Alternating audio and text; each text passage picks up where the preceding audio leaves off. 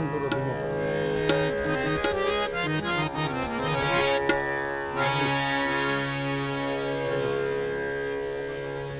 હાવ ધીમું, ખાલી સેજ.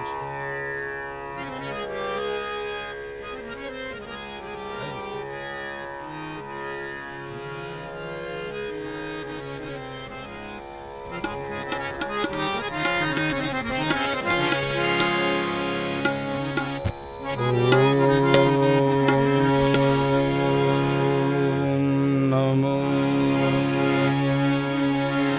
ભગવતે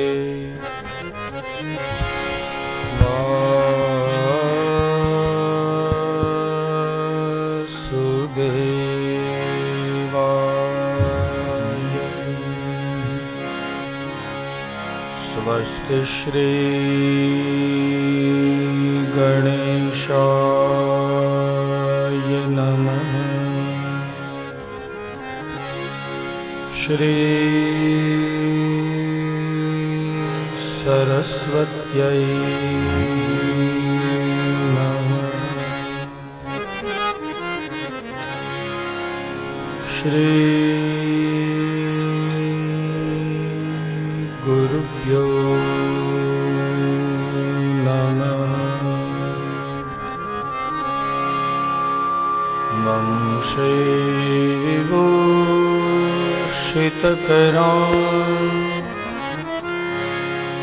नवनीरदाभा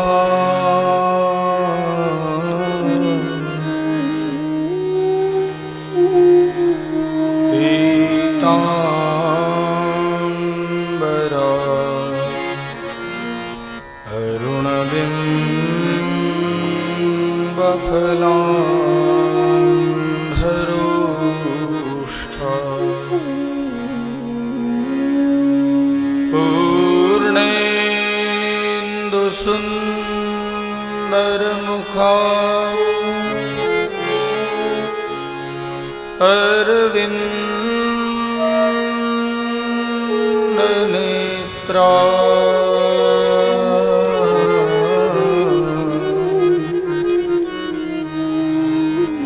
कृष्णात् परं किमपि तत्त्वमहं न जाने. कृष्णत्वदीयपदपङ्कजपञ्जरान्ते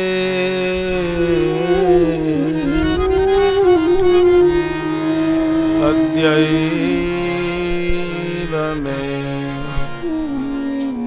विशतु मानसराजहंस. प्राणप्रयाणसमये कफवातपित्तये कंठावरो धनविदो स्मरणं कुतस्ते.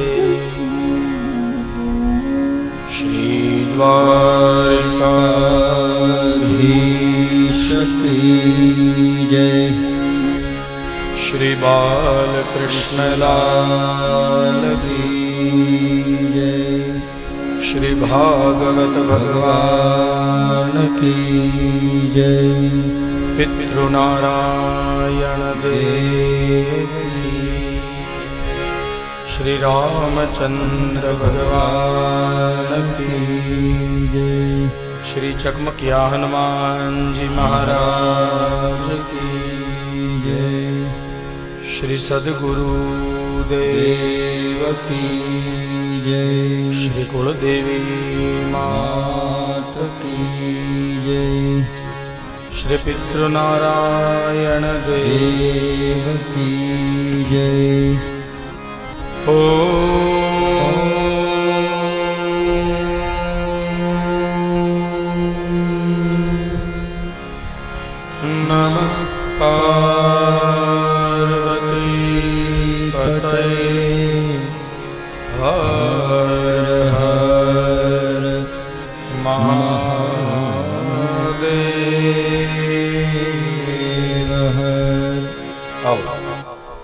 कथाમાં પ્રવેશતા પૂર્વ માધુર્યપૂર્ણ કૃષ્ણની ચરણકમલની પંક્તિમાં સ્તુતિ કરી અને કથામાં પ્રવેશીએ. વલ્લભાચાર્ય વિરચિત મધુરાષ્ટકનો પાઠ કરીએ અને કથામાં પ્રવેશીએ.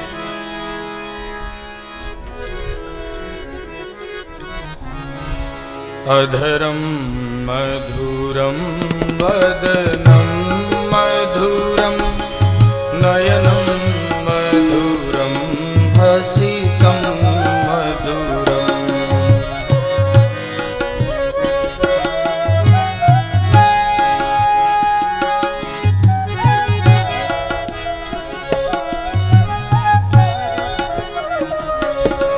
હૃદયમ મધુરમ ગમનમ મધુરમ મધુરાધિપતેરખિલમ મધુરમ મધુરાધિપતેરખિલમ મધુરમ વચનમ મધુરમ ચરિતમ મધુરમ વસનમ મધુરમ વલિતમ મધુરમ વચનમ મધુરમ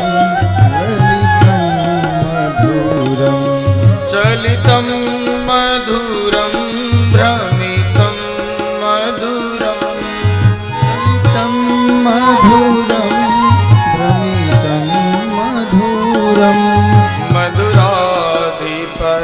મધુરાધિપતેરખિલમ મધુરમ મધુરાધિપતેરખિલમ મધુરમ વેણુર્મધુરો રેણુર્મધુરઃ પાણીર્મધુર પાદો મધુરઃ પાણી મધુરો પાદો મધુરો નૃત્યમ મધુરમ સખ્યમ મધુરમ નૃત્યમ મધુરમ સખ્યો મધુરમ મધુરાધિપતેરખિલમ મધુરમ મધુરાધિપતેરખિલમ મધુરમ ગીતમ મધુરમ પીતમ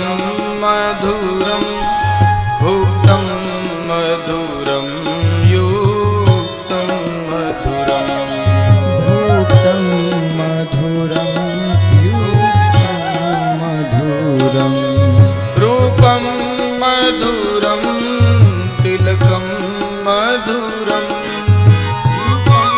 મધુરમ તિલકમ મધુરમ મધુરાધિપતેરખિલમ મધુરમ મધુરાધિપતેરખિલમ મધુરમ જય હો.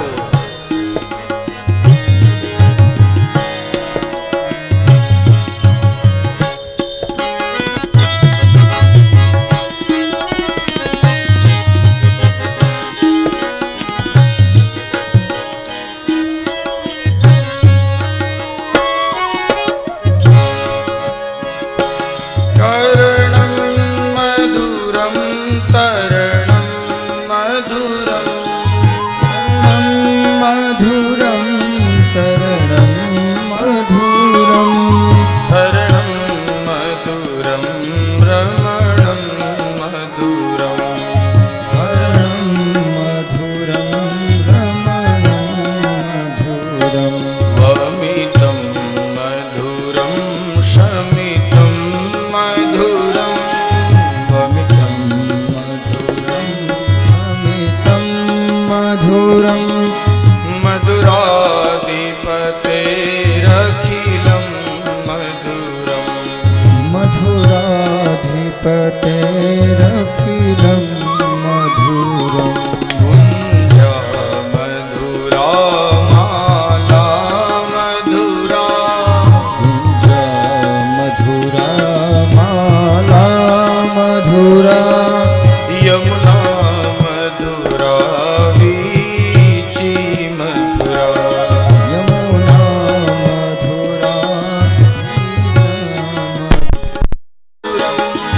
सलिलं मधुरं कमलं मधुरं मधुराधिपतेरखिलं मधुरम् मधुराधिपतेरखिलं मधुरं गोपी मधुरा लीला मधुरा गोपी मधुरा लीला मधुरा युक्तं मधुरं भूतं मधुरम् युक्तं मधुरं भूतं मधुरम् इष्टं मधुरं शिष्टं मधुरम् इष्टं मधुरं शिष्टं मधुरम् मधुराधिपतेरखिलं मधुरम् मधुराधिपतेरखिलं मधुरम् गोपा मधुरा गावो मधुरा गोपा मधुरा गावो मधुरा यष्टिर्मधुरा सृष्टिर्मधुरा यष्टिर्मधुरा सृष्टिर्मधुरा दलितं मधुरं फलितं मधुरम् दलितं मधुरं फलितं मधुरम् मधुराधिपतेरखिलं मधुरम् मधुराधिपतेरखिलं मधुरम् मधुराधिपतेरखिलं मधुरम् मधुराधिपतेरखिलं मधुरम् मधुराधिपतेरखिलं मधुरम् मधुराधिपतेरखिलं मधुरम् मधुराधिपतेरखिलं मधुरम् मधुराधिपतेरखिलं मधुरम् श्रीवल्लभ विठ्ठल गिरधारी यमुनाजीनी बलिहारी श्रीवल्लभ विठ्ठल गिरधारी यमुनाजीनी बलिहारी श्रीवल्लभ विठ्ठल गिरधारी यमुनाजीनी बलिहारी श्रीवल्लभ विठ्ठल गिरधारी यमुनाजीनी बलिहारी श्री यमुनाजीनी बलिहारी श्रीवल्लभ विठ्ठल गिरधारी यमुनाजीनी बलिहारी श्रीवल्लभ विठ्ठल गिरधारी यमुनाजीनी बलिहारी श्रीवल्लभ विठ्ठल गिरधारी यमुनाजीनी बलिहारी श्रीवल्लभ विठ्ठल गिरधारी यमुनाजीनी बलिहारी श्रीवल्लभ विठ्ठल गिरधारी यमुनाजीनी बलिहारी श्रीवल्लभ विठ्ठल गिरधारी श्री मोहन माधव माधव माधव जीनी बलिहारी श्री मोहन माधव गिरधारी माधव जीनी बलिहारी श्री मोहन माधव गिरधारी वल्लभ जीनी बलिहारी श्री मोहन माधव गिरधारी वल्लभ जीनी बलिहारी श्री वल्लभ विठ्ठल गिरधारी यमुनाजीनी बलिहारी श्री वल्लभ विठ्ठल गिरधारी यमुनाजीनी बलिहारी श्री वल्लभ विठ्ठल गिरधारी यमुनाजीनी बलिहारी श्री वल्लभ विठ्ठल गिरधारी यमुनाजीनी बलिहारी श्री वल्लभ विठ्ठल गिरधारी यमुनाजीनी बलिहारी श्री वल्लभ विठ्ठल गिरधारी यमुनाजीनी बलिहारी वल्लभ विठ्ठल गिरधारी यमुनाजीनी बलिहारी श्री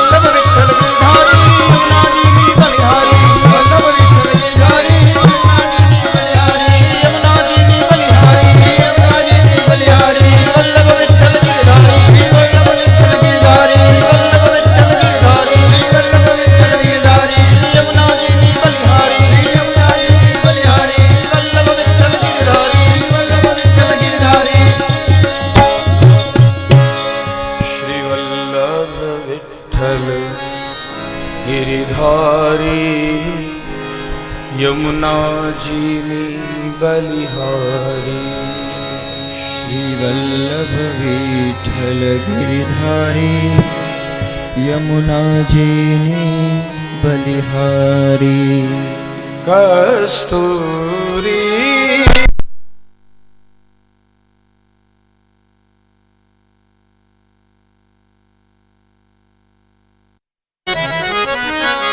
वक्षस्थले कौस्तुभम् नासाग्रे वरमौक्तिकं करतले वेणुकरे कङ्कणम् सर्वाङ्गे हरिचन्दनं सुललितम् कंठे च मुक्तावली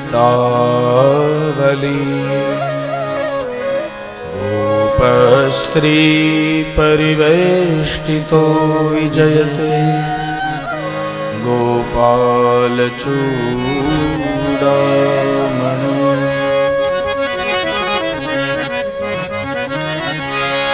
श्री द्वारिकाधीश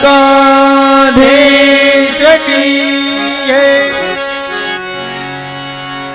श्री गोवर्धन नाथ की जय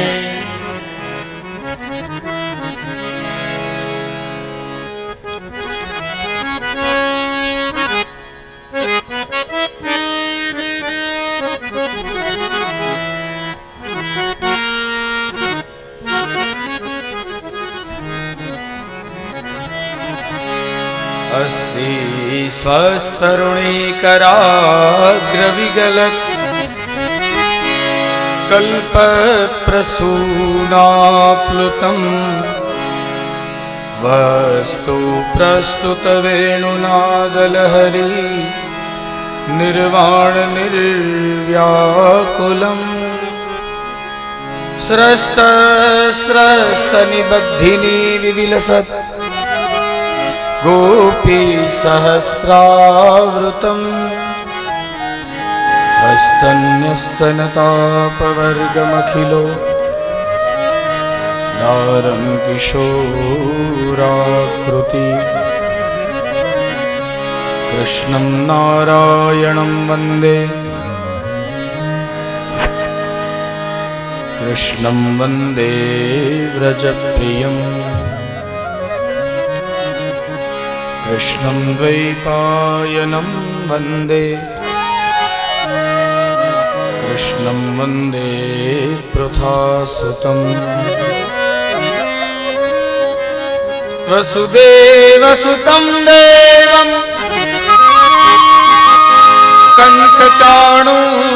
कंसचाणूरमर्दनं देवकी परमानन्दम्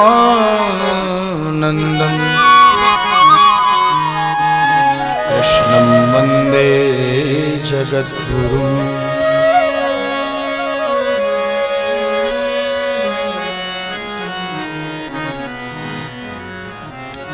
आओ આપણા પિતૃવર્ય શ્રી વાલજી દાદા તેમજ વકાણી પરિવારના સમસ્ત પિતૃગણો નિચેતના સ્મૃતિ પરિવારના હૃદય અને લાગણીના સંબંધે જોડાયેલ તમામ પરિવારજનો આમંત્રણને હૃદયપૂર્વક માન આપીને પધારેલા તમામ મહેમાન વૃંદ સૂર અને સ્વરના માધ્યમે ઠાકોરજીની સેવામાં પોતે આહુતિ પ્રદાન કરનાર ગાંધર્વ વૃંદ શબ્દના માધ્યમને તમારા કાનથી હૃદય સુધી પહોંચાડવા માટે તત્પર મેહુલ સાઉન્ડ બપાડા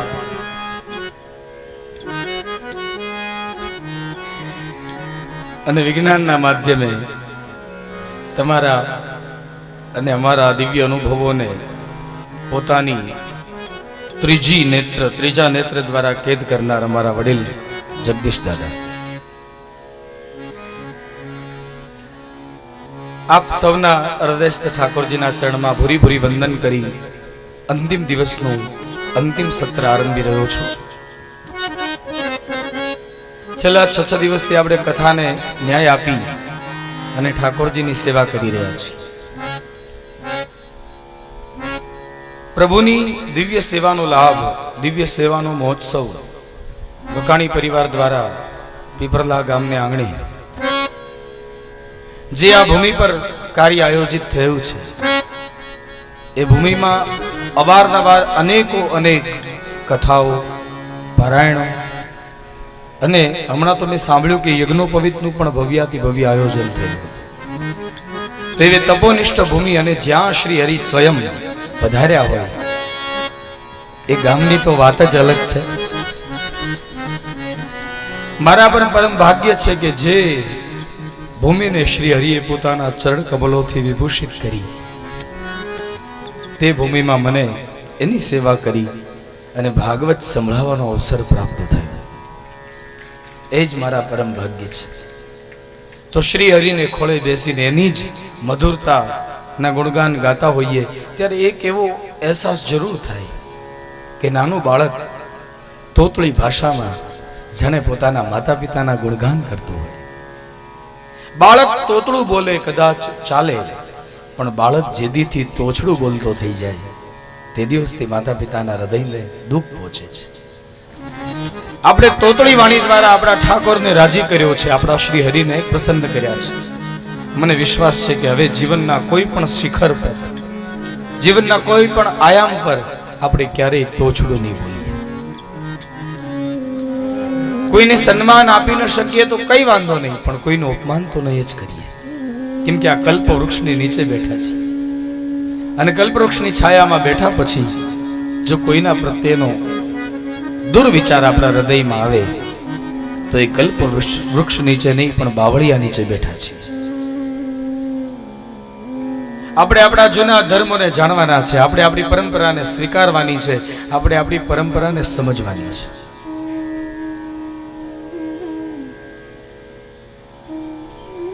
જે સમય શ્રી હરિની ચર્ચામાં મનુષ્યનો વીતે છે, મદ મારતા યાતમાનાનામ ન બંધો સગૃહાશ્રમી. ભગવાન ગીતાજીમાં પણ એવું સ્વયં કહે છે કે મારી કથા ને વાર્તા ને મારા ચિંતન ને મારા સ્મરણમાં જેનો સમય વ્યતીત થાય છે ને એને તો ગ્રહસ્થાશ્રમી બાંધી શકતો નથી. સાધુ થવાની જરૂર નથી. હા, સાધુ થવાની જરૂર નથી. સમય મળે ને તો સીધા થઈ જજો, બસ સાધુ થયા છો. મનુષ્યને બનાવ્યો 2 પગ વાળો પણ ચાલે છે આડો. પશુને બનાવ્યા 4 પગ વાળા છતાંય પશુઓ સીધા ચાલે છે. પશુઓને જોઈને તો સમજીએ, પશુઓને જોઈને તો વિચારીએ કે જેનામાં બુદ્ધિ કૌશલ્યતા નથી છતાં એ બુદ્ધિહીન કોઈ કાર્ય નથી કરતા. નાનું છોકરું હૂતું હોય ને પછી ગાય માતા ગમે તેવી ક્રોધિત થઈને દોડીને જતી હોય પણ નાના છોકરાને ક્યારેય ગાય હડફેટે ન લે. કેમ કે વિચારે છે કે આ નાનું બાળક અહીંયા હૂતું છે અને આપણે જાગતા હોઈએ છતાંય કેટલાને હડફેટે લઈને જતા હોઈએ છીએ. આ હડફેટે લેવાની વાત એટલે શું? આપણાથી સારું કોઈ કાર્ય કરી બતાવે એટલે આપણને હૃદયમાં એક ખટરાગ ઉભો થાય કે મારા કરતા સારું. આવા ખટરાગોને છોડી દેજો. તો આ ભાગવત કથા સાંભળીએ સાર્થક છે.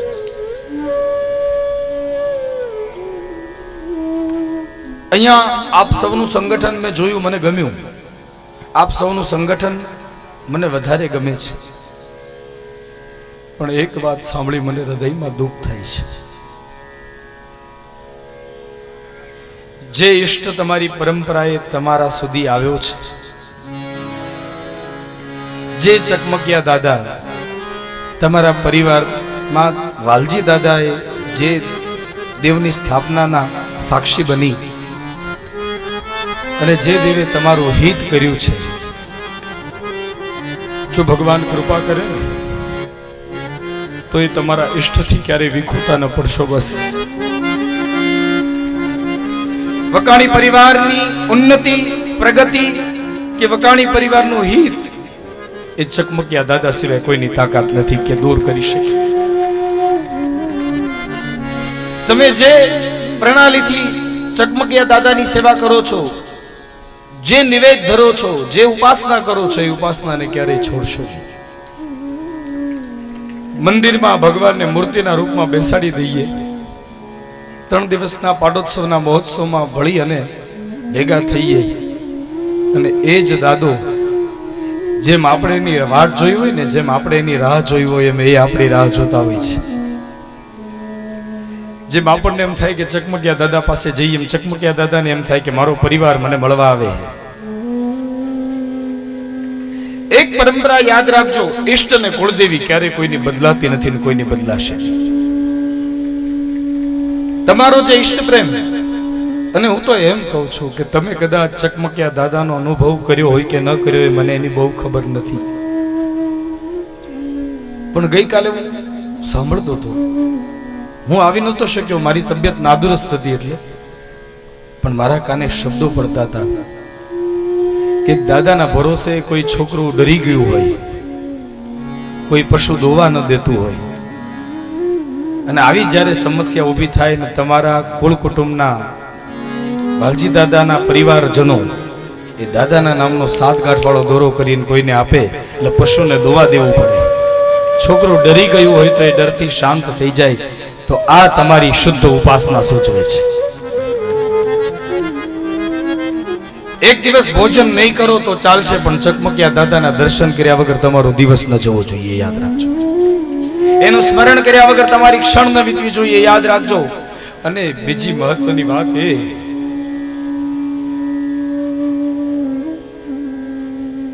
ભુવા મોટા છે કે તમારા પિતૃ મોટા છે,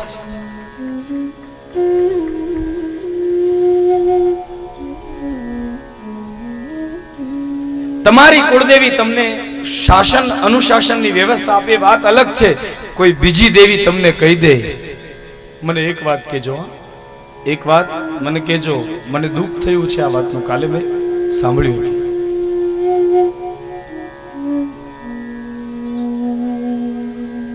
તમે તમારા પિતાની ભક્તિ કરો છો, તમે તમારા પિતાની વાતને સ્વીકારો છો, વાતને માનો છો. તમારી પોતાની માં એ તમને તમારા પિતાના ચરણમાં રહી અને એની સેવા કરવાની વાત કરતી હોય, અને કોઈ પારકી માં એમ કહી દે કે તારા બાપના ચરણ ન પકડતો, તો તમે તમારી માની વાત માનો કે તમે પારકી માની વાત માનો?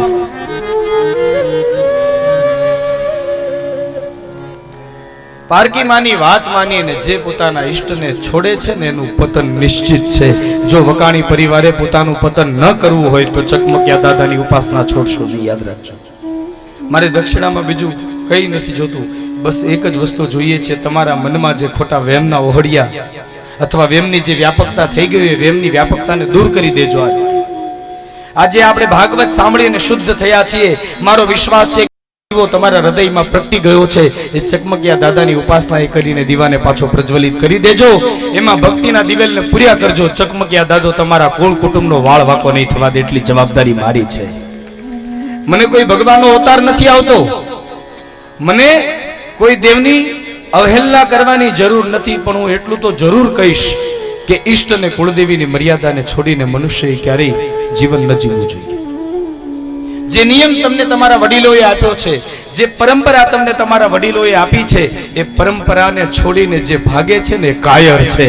અને તમારે કાયર નથી થવાનું, તમારે વીર થઈને બતાવવાનું છે, જેથી સદગત આત્મા જ્યારે મુક્તિને પામે ને ત્યારે એને હૃદયથી આનંદ થાય. જેને કોઈએ કહ્યું કે ચકમકિયા દાદાની સેવા ન કરશો, ચકમકિયા દાદાની સેવા છોડી દેજો, કે એના નજીક ન રહેશો, એના નિવેદ ન કરશો, એ બધી પરંપરાને ભૂસી નાખજો. આ ભાગવતજી એટલે ઠાકોરજી એ તમારી બધી માન્યતાઓને હારે લઈ જશે પોતાની. પણ ઈષ્ટ પરત્વેનો પ્રેમ તમારો જો ઓછો થયો ને તો તમને કોઈ નહીં બચાવી શકે.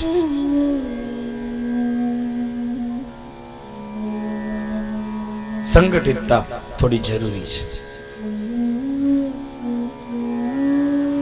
એ સંગઠન મેળવી અને પાછું પ્રાપ્ત કરજો. દાદાની સેવા કરી અને કૃતકૃત્ય થજો. આ વાત મને બહુ ખટક્યા કરતી હતી, એમ થયું કે કઈ ન દઉં ત્યાં સુધી શાંતિ નહીં થાય.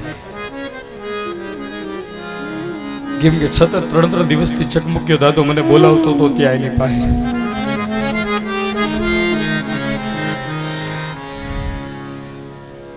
પણ ગઈકાલે ગયો અને ત્યારે મને આવી પ્રેરણા સ્વપ્નમાં થઈ, એટલે મેં તમને કહી દીધું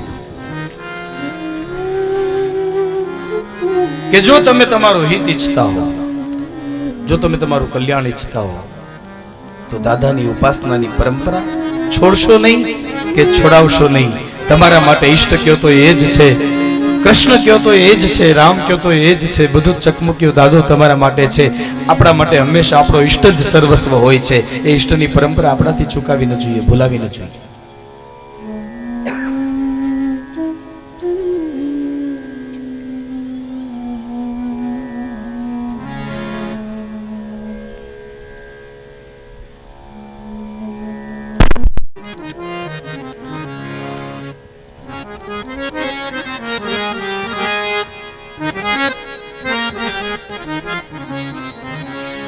શ્રી દ્વારિકાધીશ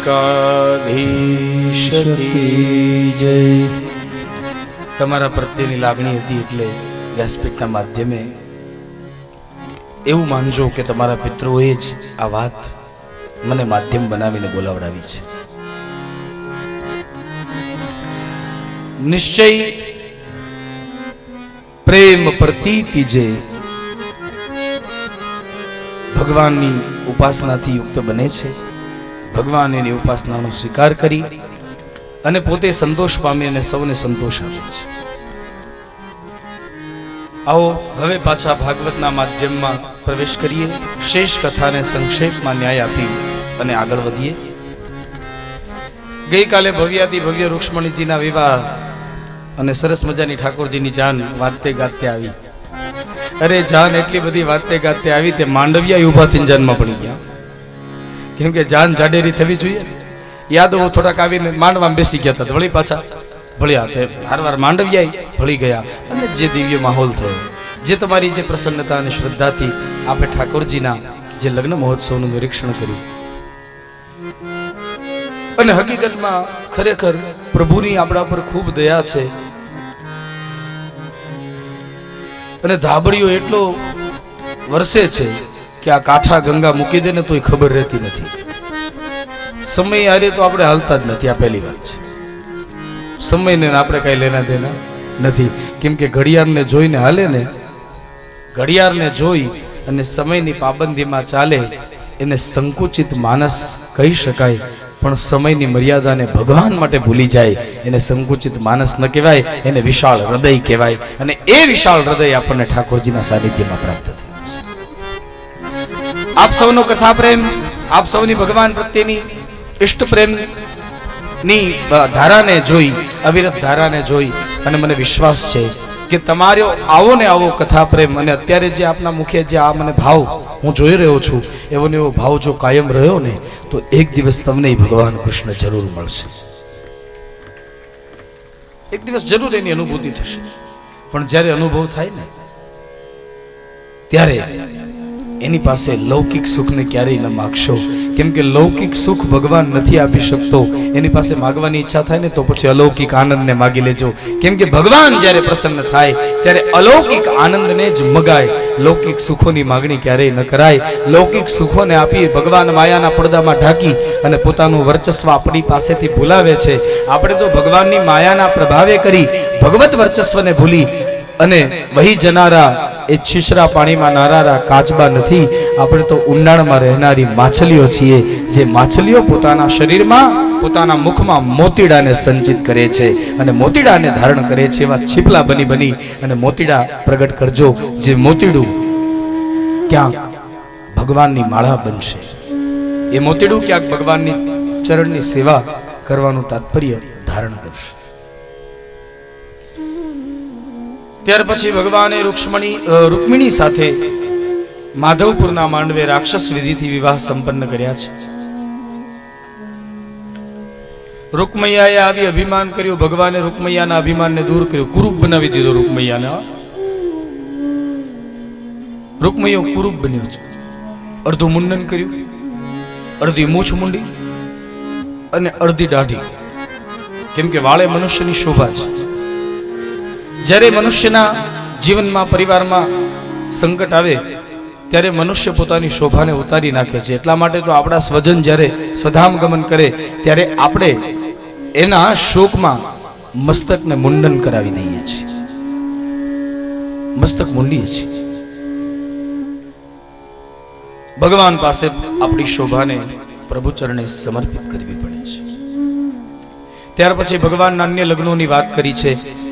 એ પછી ભગવાન સત્યભામાને પરિણ્યા છે. આ સત્યભામા એ સતરાજીતની દીકરી છે. સતરાજીત નામે યાદવ, જેને ભગવાન સૂર્યનારાયણની ઉપાસના કરીને સ્યમંતક નામનો મણિ પ્રાપ્ત થયો હતો. આ મણિ દરરોજનું 8 ભાર સોનું આપતો. 8 ભાર એટલે અત્યારનું 165 ગ્રામ. દરરોજનું 165 ગ્રામ સોનું, 8 ભાર સોનું આ મણિ આપતો. અને જે મણિ ધારણ કરે સાક્ષાત સૂર્યનારાયણ જેવો લાગતો.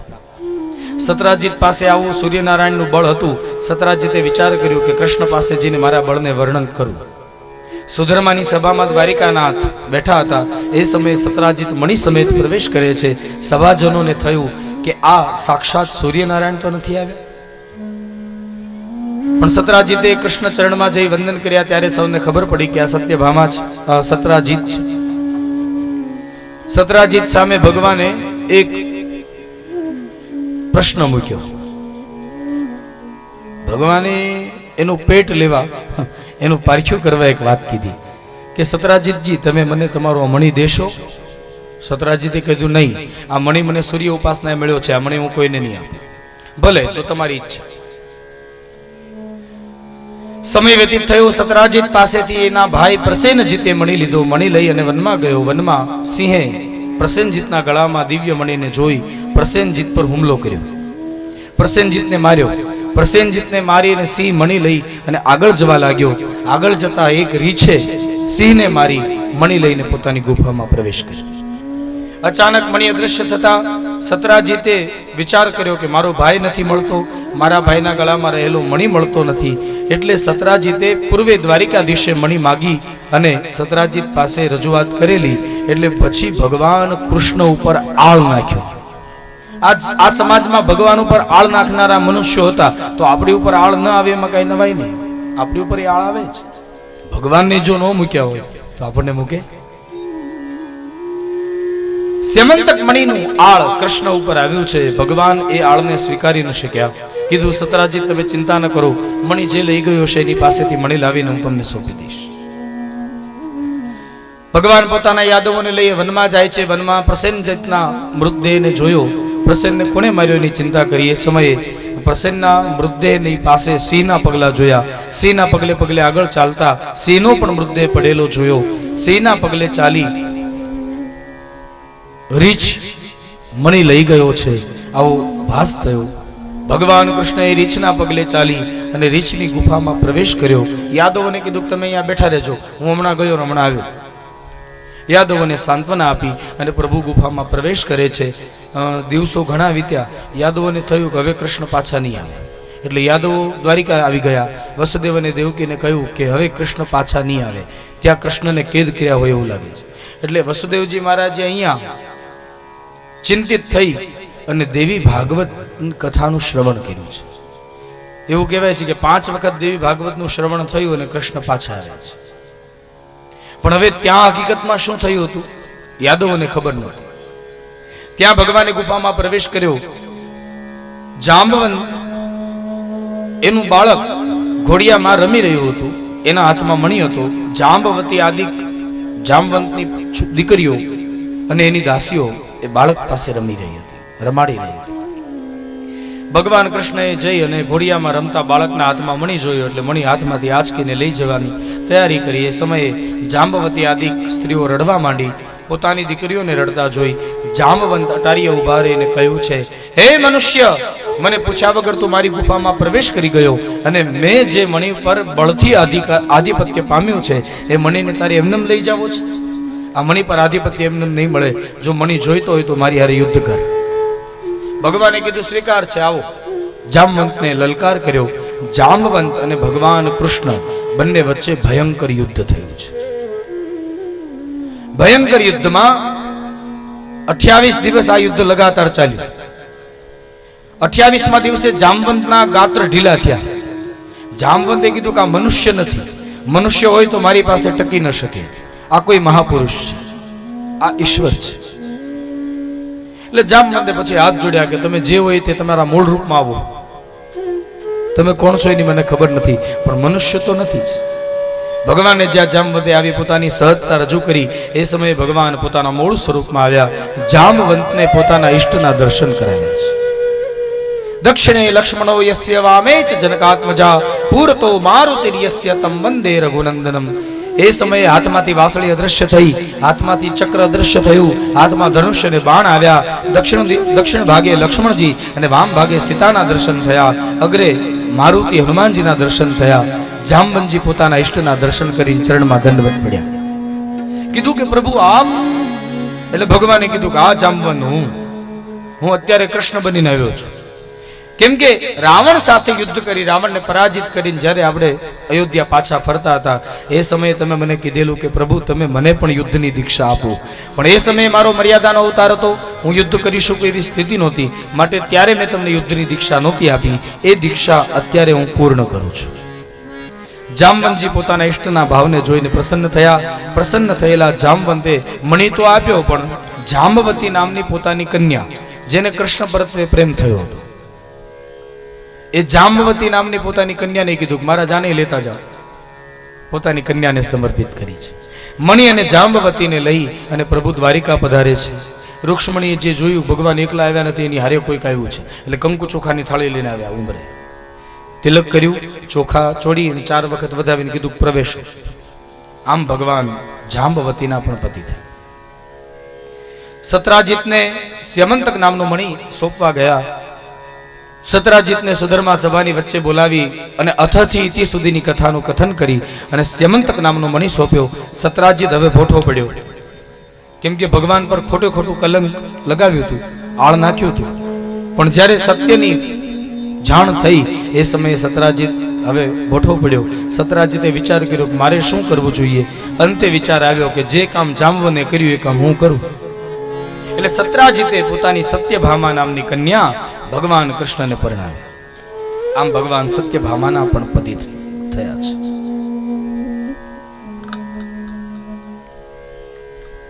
ત્યાર પછી ત્રીજા પટરાણી ભગવાનના, ચોથા પટરાણી કાલિંદી એટલે યમુના થયા છે, જે સૂર્યપુત્રી છે.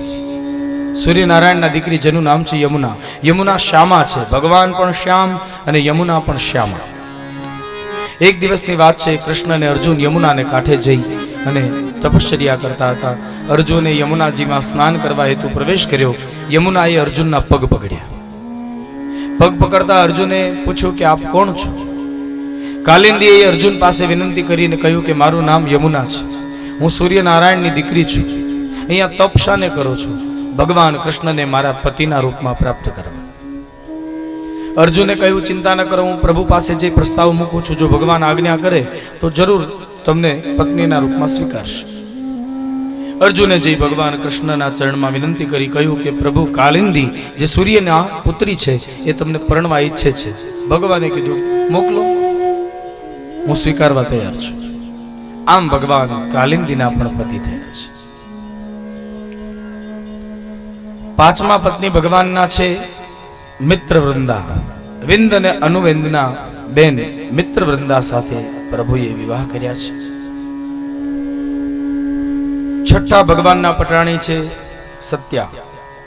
નાગ્નજીત રાજા અને નાગ્નજીત રાજાને ત્યાં સત્યા નામની દિવ્ય અને સુંદર કન્યા, એ કન્યાને વરી શકે તેવો યોગ્ય વર ની શોધ માટે નાગ્નજીત રાજાએ એવી શરત કરી કે એક હારે 7 સાંઢોને જે નાથી શકવાનું સામર્થ્ય રાખતો હોય એ મારી દીકરીને પરણશે.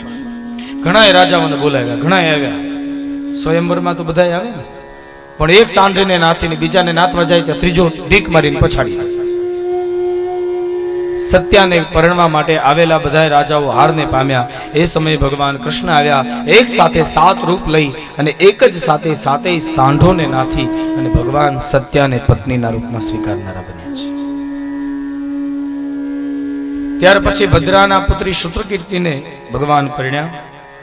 મધ્ય પ્રદેશની કન્યા લક્ષ્મણાનું હરણ કરીને પ્રભુ એને પણ પરણ્યા છે. આમ ભગવાન 8 પટરાણીઓના પતિ બન્યા. અને આ 8 પટરાણી એ બીજું કંઈ નથી, પણ અષ્ટધા પ્રકૃતિ છે.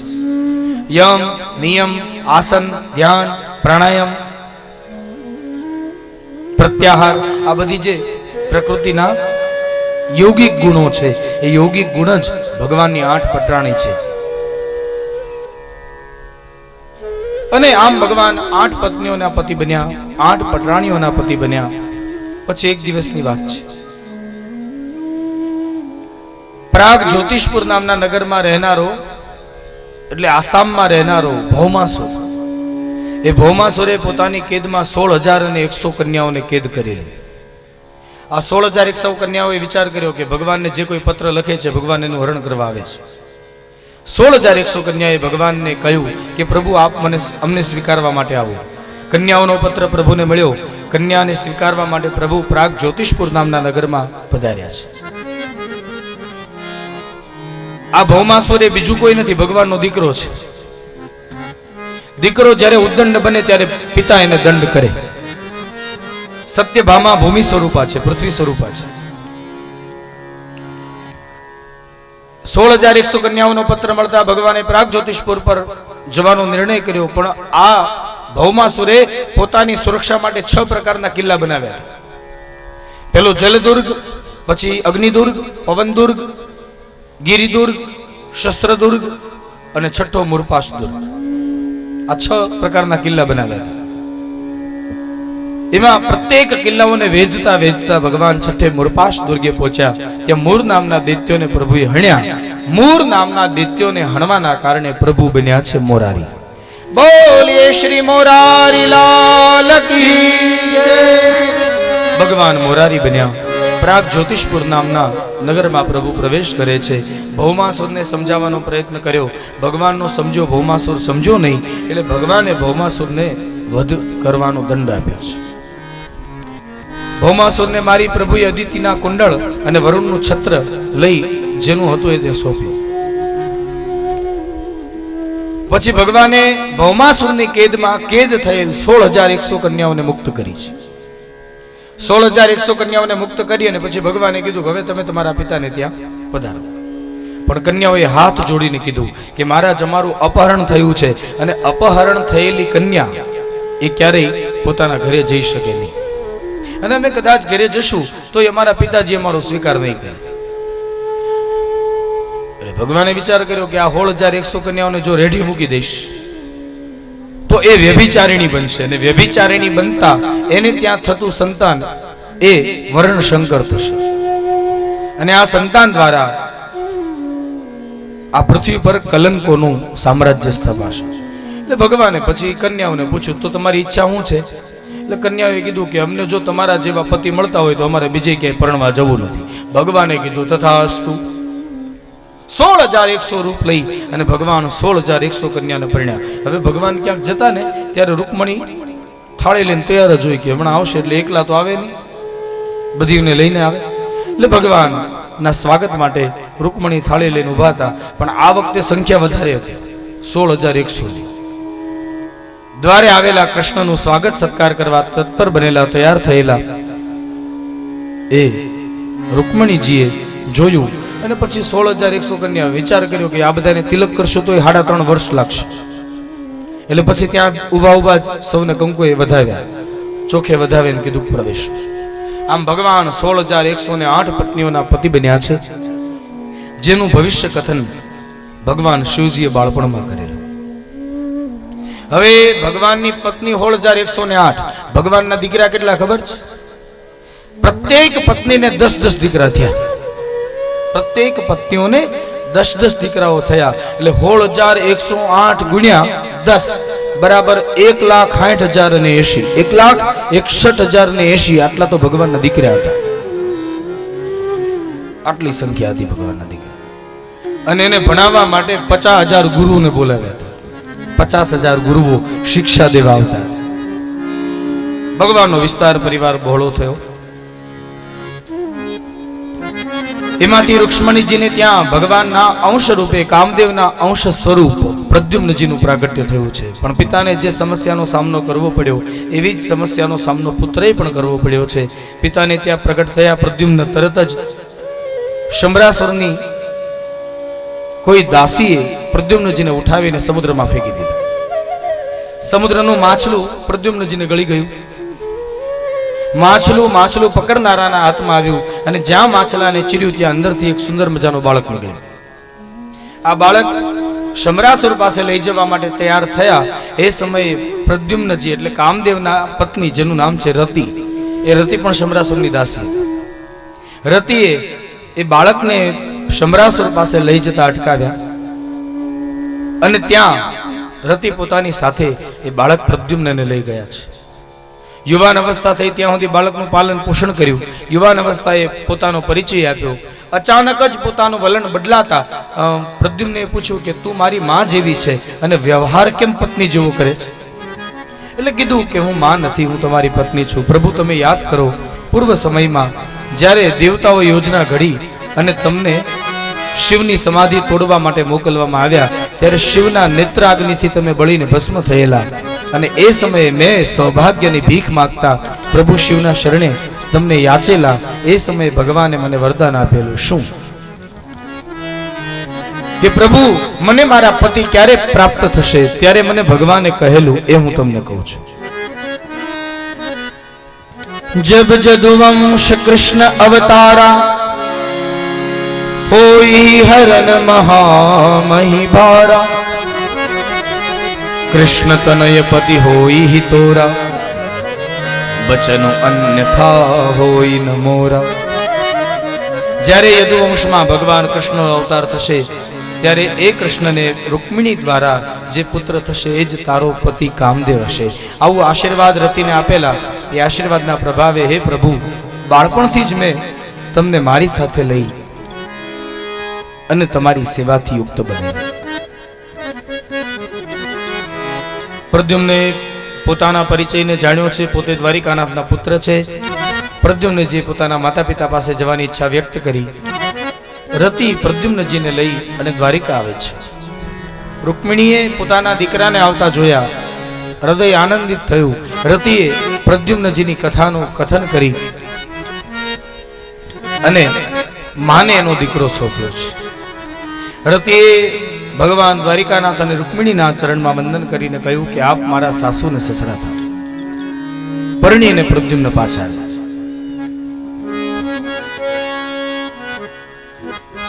પછી તો પ્રદ્યુમ્ન દ્વારા શંભરાસુરનો વધ થાય છે, એ કથા બતાવી. સમય વ્યતીત થયો. એક દિવસની વાત છે. ભગવાન પોતાની પત્નીઓ હારે પણ થોડા થોડા પ્રેમ કલહ કરતા. ભગવાન નહીં તે ક્યારેક ક્યારેક જ્યારે લાગતું ત્યારે પત્નીઓ હારે મીઠો ઝઘડો કરી લેતા. એટલે ભગવાન નહીં દિવ્ય ગતિએ કદાચ ક્યારેક આપણે પણ પત્ની હારે હળવો ઝઘડો થઈ જાય કે પતિ હારે તમારે હળવો ઝઘડો થઈ જાય તો બહુ ઉપાધિ કરવી નહીં. આ બધું ત્યારથી હાલ્યું આવે છે. અને એક બીજી વસ્તુ એ બતાવી કે પ્રેમનો પરિચય અથવા પ્રેમનો ખ્યાલ ત્યાં સુધી ના આવે જ્યાં સુધી સાથે રહેતા હોઈએ, પણ થોડાક દૂર જઈએ એટલે પતિને પત્નીનો ખ્યાલ આવે અને પત્નીને પતિના પ્રેમનો ખ્યાલ આવે. પેલું એક દ્રષ્ટાંત છે ને, એક પતિ પત્ની ગામડાના બાંધ્યા, એકબીજાને બોલાવતા બંધ અબોલા થયા. એટલે પતિને ચલમની ટેવ, એટલે પતિદેવ ચલમ ફૂકી અને પીતા હતા. હવે એકબીજાને બોલાવતા નહોતા એટલે પત્ની રોટલા ઘડવા ચૂલે બેઠી અને પતિ ચલમ પીવા ખાટલે બેઠા. હવે થયું એવું, પતિની તિરછી નજર પત્ની તરફ પડી. ચૂલામાંથી અંગારા ઉડી અને પત્નીની સાડી ઉપર પડ્યું. એટલે પતિ હળવેકથી કીધું, અમે હું કામ કહીએ કોકના સાડલા બળે છે. એટલે પત્નીએ પછી પોતાના સાડલાને જોયો અને અંગારો હતો ત્યાંથી હટાવ્યો. અને પછી થયું એવું જ, આ બાજુ જેમ પત્નીના સાડલા ઉપર અંગારો પડ્યો એમ પેલી બાજુ ચલમમાંથી પતિના ધોતિયા ઉપર અંગારો પડ્યો. એટલે પછી રોટલા ઢીપતા ઢીપતા પત્નીએ કીધું કે અમે હું કામ કહીએ કોકના ધોતિયાય બળે છે. અને વળી થઈ ગયું સમાધાન. લ્યો, આ આટલી નાની એવી વાત. ભગવાને રૂકમણી હારે પ્રેમ કલહ કર્યો અને રૂક્ષ્મણીને કહ્યું શું કે દેવી, હું તો ગોવાળિયો છું, બે માનો ને બે બાપનો, અને તમે તો રાજા વિશ્વકના કન્યા છો, દીકરી છો. હું તમને જોઈ એવા સાચવી શકતો નથી. અને છતાંય જો તમારી ઈચ્છા હોય તો હજી કઈ બહુ વિલંબ થયો નથી. તમારે જો તમારા પિતાના ઘેર જવું હોય તો જઈ શકો. આમ જ્યાં કહ્યું રૂક્ષ્મણી મૂર્છિત થયા.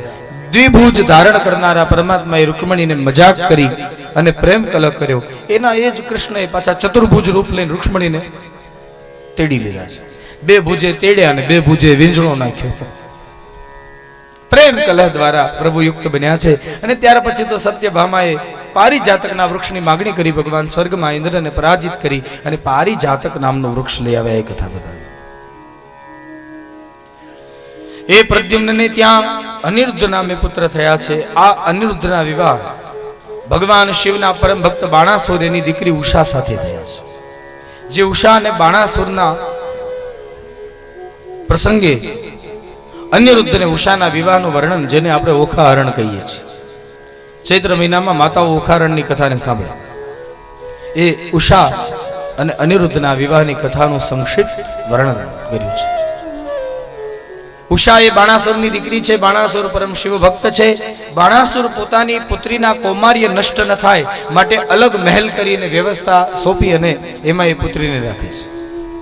પુત્રી ભગવતીની ઉપાસક છે. એક દિવસે પુત્રીએ માં ભગવતીના ચરણમાં વંદન કરીને નિવેદન કર્યું કે માં, જે મારો પતિ થવાનો એ મને સ્વપ્નમાં દેખાય. માં ભગવતીએ સ્વપ્નમાં ઉષાને પોતાના પતિ અનિરુદ્ધના દર્શન કરાવ્યા. અનિરુદ્ધ પાસે પહોંચવાનો પ્રયાસ ઉષાએ કરવાનો પ્રયાસ કર્યો.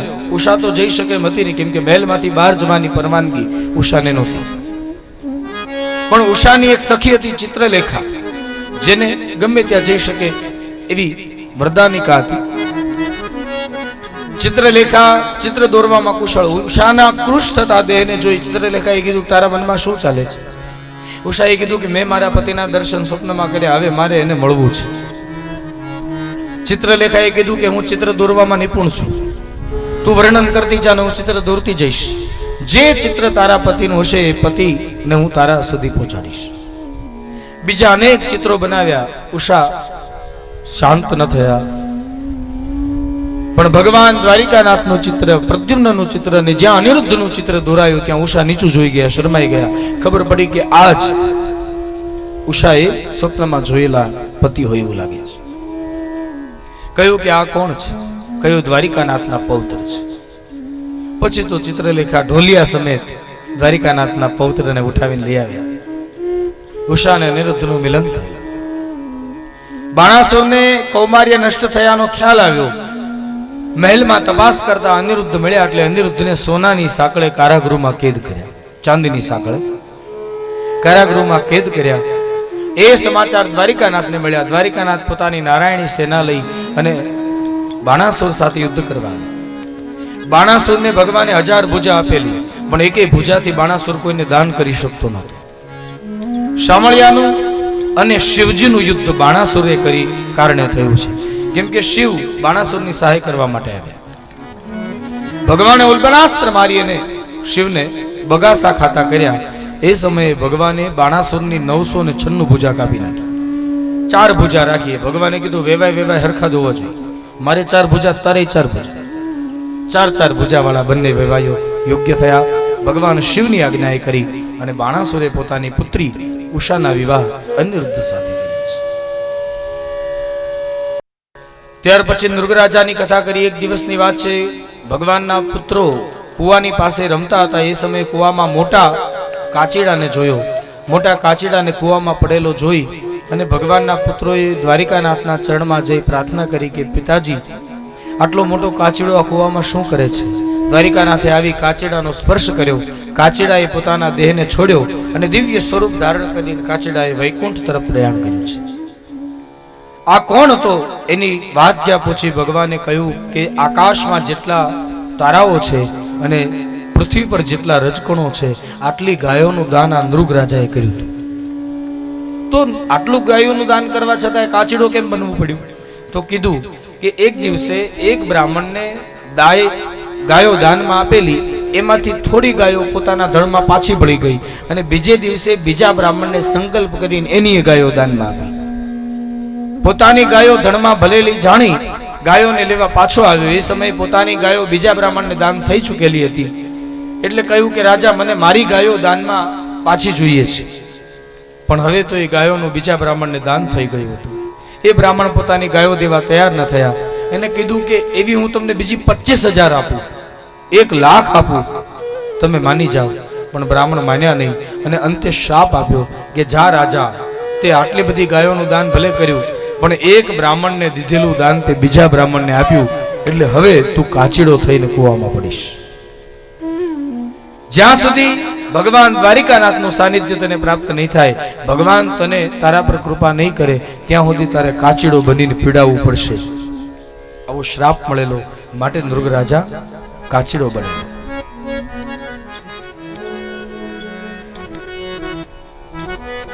આ બાજુ દાઉજી મહારાજને ગોકુળની યાદ આવતા ભગવાન કૃષ્ણને કીધું કે કૃષ્ણ, તારે ગોકુળ આવવું છે? કહ્યું નહીં, હું નહીં આવું. કેમ? ભગવાન કહે છે કે ગોકુળના ગોપી અને ગોવાળિયાઓને નંદ યશોદાના તુકારે હું ટેવાયેલો, અને હવે જો ગોકુળ જાઓ અને ગોકુળ વાસીઓ મને દ્વારિકા નાથ કહીને બોલાવે ને તો મારું હૃદય ચીરાઈ જાય. હું તો ગોકુળ વાસીઓના તુકારે ટેવાયેલો. દાઉ, મારે નથી આવવું, તારે જવું હોય તો જા. દાઉજી મહારાજ કૃષ્ણના સંદેશને લઈને ગોકુળ આવે છે. ગોકુળ આવેલા દાઉજી મહારાજ નેર પદ્ધતિ દ્વારા ખેતરમાં બીજ કઈ રીતે વાવવા અને ફલિત કઈ રીતે કરી અને ધાન્યને પ્રાપ્ત કઈ રીતે કરવું, આનું અનુસૂચન કર્યું છે. ભાગવતમાં તો નથી લખ્યું, પણ આપણા સંતો એમ કહે છે કે દાઉજી મહારાજે ખેતી પદ્ધતિ શીખવાડી એ દિવસ હતો અખાત્રીજ. અખાત્રીજને દિવસે એટલે આપણે ભૂમિપૂજન કરી અને પછી ખેતરમાં બી વાવીએ છીએ, વાવણી કરીએ છીએ. દાઉજી મહારાજે નેર પદ્ધતિ દ્વારા યમુનાજીને પણ શિક્ષા આપી છે. એ સમયે ભગવાનના પ્રારૂપ પૌંડ્રકે ભગવાન પોતે હોવાનો દાવો કરતા દ્વારિકાનાથે પૌંડ્રકની માયા સમેત પૌંડ્રકનો વધ કર્યો છે. આ બાજુ દાઉજી મહારાજે પૌંડ્રકના દૂત દ્વિજ નામના વાનરનો ઉદ્ધાર કર્યો. ત્યાર પછી સાંબના વિવાહની કથાનું કથન કર્યું છે. નારદજી આવીને ભગવાનના ગ્રસ્થ આશ્રમનું દર્શન કર્યું, એ કથા બતાવી. ભગવાન રાજસૂય યજ્ઞમાં આવે છે, પણ રાજસૂય યજ્ઞ ત્યારે થઈ શકે જ્યારે પ્રાંતના રાજાઓને જીતવામાં આવે. બધાય રાજાઓ જીતાયા, પણ જરાસંધને જીતી શકાયો નહીં. જરાસંધ બળુકો હતો. જરાસંધને જીતવા માટેનો પ્રભુએ એક પ્રયાસ કર્યો, એક યુક્તિ કરી. જરાસંધને પ્રાતઃકાળે દાન કરવાની દિવ્યતા એને મળેલી. તો જ્યારે સવારે જરાસંધ દાન કરતો તો એ સમયે ભગવાન કૃષ્ણ અને અર્જુન બ્રાહ્મણનું રૂપ લઈને ત્યાં પહોંચી ગયા. જરાસંધ પાસે ભિક્ષા માંગવા આવેલા ભગવાન કૃષ્ણ અને અર્જુનને જોઈને જરાસંધે કીધું કે તમે બ્રાહ્મણ હોય એવું લાગતું નથી. બ્રાહ્મણો એના ખભે જનોઈના ચિહ્ન હોય, એના ખભે તર્કસ ભાલાના ચિહ્ન ન હોય. આપે તો ભાથા ધાર્યા છે. આપ કોણ છો? એ સમયે કૃષ્ણ પોતાના પરિચયનું કથન કરતા કહે છે કે હું કૃષ્ણ છું ને અર્જુન છે. શા માટે આવ્યા છો? તમારી પાસે દાન માંગવા. દાનમાં શું જોઈએ છે? યુદ્ધની ભિક્ષા. ભગવાને કીધું તું તો મારી, જરાસંધે કીધું તું તો મારી પાસે યુદ્ધની ભિક્ષા માંગતો જ નહીં. ભગવાને કીધું શાને? તો કીધું તને રણ છોડીને ભાગવાની ટેવ છે, હું તારી હારે યુદ્ધ નહીં કરું. અને અર્જુન મારાથી નાનો છે એટલે એની હારે હું યુદ્ધ કરી ન શકું. મારો સમોબળીઓ જો મારી હારે યુદ્ધ કરે તો હું યુદ્ધ કરવા તૈયાર છું. એ સમયે હોળીનું નાળિયેર ભીમ બન્યો. ભીમસેનને ભગવાને કીધું કે અમે યુદ્ધની ભિક્ષા લઈને આવ્યા છીએ અને જરાસંધ હારે તારે યુદ્ધ કરવાનું છે. એટલે ભીમે કીધું કે જ્યાં હોય હોળીનું નાળિયેર મારે જ થવાનું. પણ ધર્મનું કાર્ય છે. જરાસંધ જેવા દુષ્ટ રાજાને મારવાની વાત હતી એટલે ભીમે મનાઈ ન કરી. યુદ્ધના મેદાનમાં ભીમસેન જરાસંધ સાથે યુદ્ધ કરવા લાગ્યો, પણ જરાસંધનું બળ એટલું હતું તે ભીમ જરાસંધને પહોંચી શકે એમ હતું નહીં. પરાસ્ત થઈને પાછો આવતો. લગાતાર 26 દિવસ યુદ્ધ ચાલ્યું. એટલે ભીમસેને ભગવાનને કીધું ભગવાન તમે મને મારવા મોકલો છો કે માર ખાવા મોકલો છો? આ જરાસંધને હું જીતી શકું એમ નથી. એટલે ભગવાને કીધું સાંભળ, તું નીચો જોઈને યુદ્ધ જ કર્યા કરે. તે યુદ્ધ કરતા કરતા મારી સામે જોયું? ભગવાને જ્યાં કહ્યું, ભીમે કહ્યું નહીં. ભગવાને કીધું મારી સામે જોયા વગર તું ગાત્ર ઢીલા થાય ને તારા. હવે યુદ્ધ કર ત્યારે મારી સામે દ્રષ્ટિ કરજે. હું જે ઈશારો કરું, હું જે હન કરું એ હન પ્રમાણે હાલજે. જરાસંધ જરૂર મળશે. કેમ કે જરાસંધ એ જરા નામની રાક્ષસી દ્વારા જોડાઈને થયેલો રાજા હતો. એનું મૃત્યુ સહજતાથી મળે એમ હતું નહીં. એ સમયે ભીમસેન 27મી વખત યુદ્ધ કરવા ગયો. જરાસંધ સાથે યુદ્ધ કરતો હતો. એ સમયે ભગવાને એક લીલા કરી. એક પીપળાના પાનને લીધું, પીપળાના પાનને ચીર્યું. જમણો ભાગ ડાબી બાજુ, ડાબો ભાગ જમણી બાજુ. ભીમસેન સમજી ગયો ભગવાનના ઈશારાને. જરાસંધને પગ વડે પકડીને ચીરી નાખ્યો. જમણા ભાગ ડાબી બાજુ, ડાબો ભાગ જમણી બાજુ. જરાસંધનું શરીર જોડાયું નહીં, પરિણામે જરાસંધ મૃત્યુ પામ્યો. જરાસંધ મૃત્યુ પામતા રાજસૂય યજ્ઞની પ્રણાલી મળી છે. આ રાજસૂય યજ્ઞમાં અગ્ર પૂજા કોની કરવી એ વિશે જ્યાં ચર્ચા થઈ, એ સમયે કહેવાય છે જરાસંધના મૃત્યુ પછી જરાસંધનો દીકરો જેનું નામ છે સહદેવ, આ સહદેવને એના પિતાની ગાદી મળી અને સહદેવ રાજસૂય યજ્ઞના આયોજનમાં આવ્યો અને સહદેવે કીધું, મને જો પૂછતા હો કે અગ્ર પૂજાનો અધિકાર કોને આપવો, તો મારી દ્રષ્ટિએ ભગવાન કૃષ્ણને દેવો જોઈએ. જ્યાં સહદેવે કૃષ્ણની અગ્ર પૂજા કરવાની વાત કરી, એ વાત શિશુપાલને ગમી નહીં. દમઘોષનો દીકરો શિશુપાલ ભગવાન કૃષ્ણનો વૈરી હતો. કૃષ્ણ સાથે વેર ધારણ કરનારા શિશુપાલે ભગવાનના રાજ્યનો સ્વીકાર કર્યો નહીં. શિશુપાલે ભગવાનનો વિરોધ કર્યો. ભગવાને શિશુપાલની માને આપેલા વચન અનુસાર શિશુપાલના 100 અપરાધો 99 અપરાધો ભગવાને માફ કર્યા, પણ 100મો અપરાધ જ્યાં શિશુપાલનો થયો, ભગવાને પોતાના સુદર્શન ચક્ર દ્વારા શિશુપાલને હાણી નાખ્યો છે. શિશુપાલનો પણ પ્રભુએ વધ કર્યો. એ કથા બતાવે. ત્યાર પછી પાંડવો દ્વારા રાજસૂય યજ્ઞ કર્યો. રાજસૂયમાં બધાને પોતપોતાનું કામ સોંપી દીધું. ભગવાનને થયું બધાને પોતપોતાનું કામ સોંપ્યું છે, પણ હું નવરો છું, મારા હાથમાં કોઈ કામ છે અને નવરા બેસી રહેવાય. ક્યાંક ગયા હોઈએ ત્યાં નવરા બેસી જ રહીએ તો ગમે ત્યાં ભારે પડીએ. એટલે ભગવાને કીધું હું શું કામ કરું. એ સમયે ભગવાનના હૃદયમાં વિચાર આવ્યો કે બધાય કામ, જો દુર્યોધનને કોષાધ્યક્ષ બનાવ્યો, યુધિષ્ઠિર મહારાજ યજ્ઞના આરૂઢ બનાવ્યા. ભગવાને કીધું મારું કાર્ય શું, બધા ભોજન કરી લે પછી એના હેઠા પતરાવળા ઉપાડવાનું કામ મારું. રાજસૂય યજ્ઞમાં હેઠા પતરાવળા ઠાકોરજીએ ઉપાડ્યા છે. કારણ ભગવાન પ્રેમની સામે તો ઈશ્વર પણ ઝૂકી જાય છે. શ્રમના મહિમાનું કથન કર્યું છે. ત્યાર પછી શાલ્વના દ્વારિકા પર થયેલા આક્રમણની કથા કરી. એ સમયે ભગવાને માયા સહિત શાલ્વને માર્યો, એ વાત બતાવી છે. પછી કુંતીના કહેવાથી કૃષ્ણએ વિષ્ટિ માટે દુર્યોધન પાસે જઈને યુદ્ધ રોકાય એના માટે પ્રયાસ કર્યો, પણ દુર્યોધન માન્યો નહીં. કીધું કે યુદ્ધ કર્યા વગર તો હું 5 ગામ શું 100ની અણી રહે એટલી પણ જમીન આપવા તૈયાર નથી. જો એને ભૂમિ જોઈતી હોય, જો એને રાજ્ય જોતું હોય, તો મારી હારે યુદ્ધ કરીને યુદ્ધમાં મને પરાસ્ત કરે. યુદ્ધ અનિવાર્ય બન્યું. એટલે ભગવાને વળી પાછો દુર્યોધન સામે બીજો વિકલ્પ મૂક્યો કે દુર્યોધન, હું તને યુદ્ધની ભિક્ષા તો આપું, યુદ્ધનું દાન તો આપું, પણ હારે તારા પર એક કૃપા કરું છું. એક બાજુ મારી નારાયણી સેના અને બીજી બાજુ હથિયાર વગરનો હું. તને જે યોગ્ય લાગે એનો સ્વીકાર તું કર. એટલે દુર્યોધને વિચાર કર્યો કે કૃષ્ણ પક્ષમાં રહે પણ હથિયાર ન ઉઠાવે તો કૃષ્ણ શું કામના. એના કરતા હથિયાર ઉઠાવનારી નારાયણી સેના જ મારે જોઈએ છે એવો વિચાર કરી ભગવાનની નારાયણી સેના માગી લીધી અને ભગવાન અર્જુનના સારથી બન્યા. ભીષ્મને જઈને વાત કરી. કૃષ્ણએ ઉદારતા દાખવી અને આપણને નારાયણી સેના આપી છે અને પોતે અર્જુનના પક્ષમાં રહ્યા. ભીષ્મે કીધું, મૂર્ખ્યા, જેને લેવા જેવું હતો એને તે સ્વીકાર્યો નહીં અને જેનો સ્વીકાર નહોતો કરવાનો એને તે સ્વીકાર કર્યો. હથિયાર વગરના કૃષ્ણ પણ આપણા ઉપર ભારે પડી જશે, કેમ કે કૃષ્ણ હથિયાર વગરના છે, પણ એની બુદ્ધિ થોડી હથિયાર ગ્રહણ કરે કે ન કરે, એને તો માત્ર સૂચન કરવાનું છે અને સૂચને અર્જુન આપણને હરાવી દેશે. અને અંતે થયું એમ જ. કૃષ્ણની બુદ્ધિ કુશળતાએ કરી અને પાંડવો વિજયને વર્યા અને કૌરવો હારને પામ્યા છે. યુદ્ધમાં દુર્યોધનના ગુરુ દાઉજી મહારાજ છે, બલભદ્રજી છે. જો દાઉજી મહારાજ રહે તો દાઉજી મહારાજે પણ યુદ્ધમાં ભાગ લેવો પડે. અર્જુનના પક્ષમાં રહે તો દુર્યોધનને દુઃખ લાગે, કેમ કે દુર્યોધનના ગુરુ છે. અને દુર્યોધનના પક્ષમાં રહે તો પોતાના જ ભાઈ કૃષ્ણ સામે દાઉ ઉભા રહી યુદ્ધ કરી શકે નહીં. એટલે દાઉજી મહારાજે ત્રીજો વિકલ્પ વિચાર્યો. કીધું, ભાઈ તમે બધા યુદ્ધ કર્યા કરો, હું તીર્થની યાત્રા કરું. દાઉજી મહારાજ તીર્થની યાત્રા કરવા માટે નીકળ્યા. તીર્થયાત્રા કરતા કરતા નૈમિષારણ્ય પહોંચ્યા. વ્યાસપીઠ પર સૂત પુરાણીને બેસેલા જોયા. અનાધિકારીને વ્યાસપીઠ પરથી પ્રવચન કરતો જાણી અને દાઉજી મહારાજે એક ભૂંગળ મારી અને સુતજીનો વધ કરી નાખ્યો છે. રોમ હર્ષણી રૂપ સુતજીનો વધ થયો. ઋષિમુનિઓના કથા સાંભળવાનું બંધ થયું. કથાને પુનઃ સાંભળવા માટે એ જ સુતજીના દીકરા જેનું નામ છે ઉગ્રશ્રવા, એ ઉગ્રશ્રવાને પોતાના પિતાની પીઠ પર બેસાડી અને પુનઃ કથાના ક્રમને આગળ વધારીશ. કહેવાય છે કે રૂકમૈયાને ભગવાન કૃષ્ણ હારે વેર હતું, પણ સંબંધ પાછો 3 પેઢી સુધી આવ્યો. રૂકમણી ભગવાન કૃષ્ણને પરણ્યા, રૂકમૈયાની દીકરી પ્રદ્યુમ્નને પરણ્યા અને રૂકમૈયાની પૌત્રી એ અનિરુદ્ધને પરણ્યા છે. અનિરુદ્ધને રૂકમૈયાની પૌત્રીના લગ્નમાં 2 વેવાયો જુગાર રમવા બેઠા. એક બાજુ દાઉજી મહારાજ ને બીજી બાજુ રૂકમૈયો.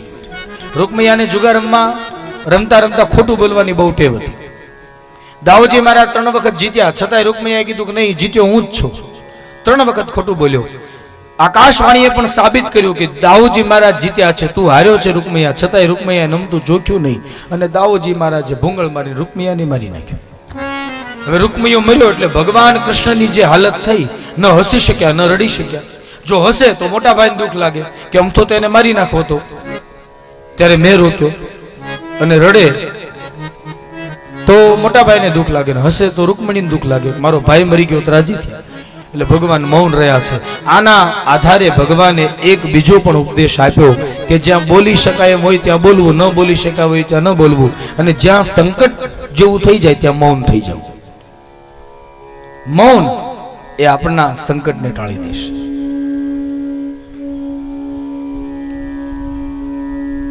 અને ત્યાર પછી હવે ભગવાનના અનન્ય મિત્ર સુદામાના ચરિત્રનું વર્ણન કર્યું છે. રાજા પરીક્ષિતે શુકાચાર્ય મહારાજની સામે પ્રસન્નતા વ્યક્ત કરી. સુખદેવજી મહારાજે કીધું કે ભગવાનના ચરિત્રનું વર્ણન કર્યું, ભગવાનના વિવાહ ચરિત્રનું વર્ણન કર્યું. સત્યભામાના પિતા સત્રાજીત જેને છલ કરી અને દંતવક્ર આદિકે શતધન્વા આદિકે માર્યા, એ શતધન્વા અને દંતવક્રાદિકનો પ્રભુએ વધ કરીને સત્યભામાને પ્રસન્ન કર્યા. મણી લઈને જતા અક્રૂરજી મહારાજ દુષ્કાળથી યુક્ત થયેલા સૌને જાણી સમજાવીને અક્રૂરજી મહારાજને પાછા લઈ આવવામાં આવ્યા અને સત્યભામાને પ્રસન્ન કર્યા છે. એ બધી કથાઓના ચરિત્ર કયા, ભગવાનના ચરિત્રનું કથન કર્યું, દાઉજી મહારાજના ચરિત્રનું કથન કર્યું. હવે તારે બીજું શું સાંભળવું છે મને કહે. તો કીધું કે મહારાજ, મેં સાંભળ્યું છે કે ભગવાન જ્યારે સાંદીપની ઋષિના આશ્રમમાં અભ્યાસ કરતા હતા ત્યારે ભગવાનનો એક અનન્ય મિત્ર હતો જેનું નામ હતું સુદામા. આ સુદામાના ચરિત્રનું નિરૂપણ કરો. કેમ કે કહેવાય છે કે ભગવાને સુદામા પર ખૂબ કૃપા કરી અને સંપત્તિ વિહોણા સુદામાને ભગવાને અનેક ગણી સંપત્તિથી યુક્ત કર્યો, ઐશ્વર્યની પ્રાપ્તિ કરાવી. એ ભક્તના ચરિત્રને સાંભળતા મારું હૃદય તૃપ્ત થાય. એટલે હવે ભગવાનના અનન્ય મિત્ર સુદામાના ચરિત્રનું વર્ણન ભાગવતજીના 80મા અધ્યાય 10મ સ્કંદના 80મા અધ્યાયે કીધું છે. આવો સંક્ષેપમાં સુદામદેવના ચરિત્રને સાંભળો. कृष्णस्यासित सखा कश्चित् ब्राह्मणो ब्रह्मवित्तम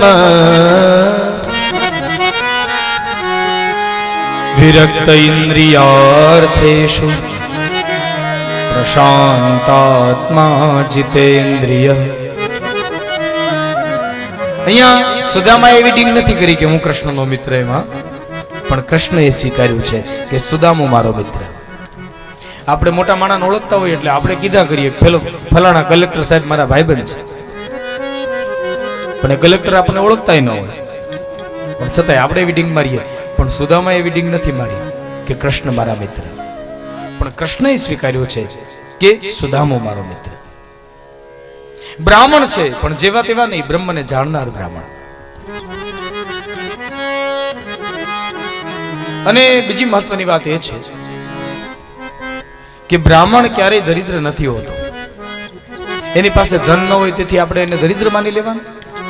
બ્રાહ્મણ પાસે ધન હોય કે ન હોય, પણ બ્રાહ્મણ પાસે તપ રૂપી ધન છે, જપ રૂપી ધન છે, સંધ્યાના યજ્ઞ આદિ તપ રૂપી ધન છે. એટલે બ્રાહ્મણ દરિદ્ર નથી, બ્રાહ્મણ તપોધન છે.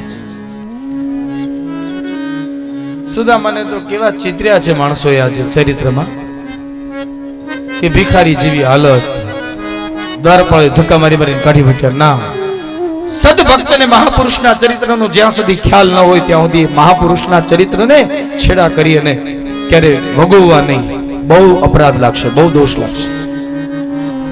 સુદામાના ચરિત્રનું નિરૂપણ કરીએ. વિરક્ત ઇન્દ્રિયાર્થ શું? જેને ઇન્દ્રિયનો અનુરાગ નથી, ઇન્દ્રિયોથી સંપૂર્ણ વૈરાગ છે. ભોજન મળે તોય ઠીક, ન મળે તોય ઠીક, ઉપવાસ કરીને પણ ભગવાનની ભક્તિ સુદામા છોડતા નથી. પ્રશાંત છે ભગવાન, શાંત. શાંત હોય ને ક્યારેક ક્યારેક ગુસ્સો આવી જાય, પણ ભગવાનના ભક્ત પ્રશાંત છે, પ્રશાંતને ક્યારેય ગુસ્સો ન આવે. અને જીતેન્દ્રિય, પોતાની ઇન્દ્રિયો પર સુદામાએ વિજય મેળવ્યો છે. આમ તો ભાગવતજીમાં સુદામા લખ્યું નથી, પણ સંતો સુદામા કહે છે.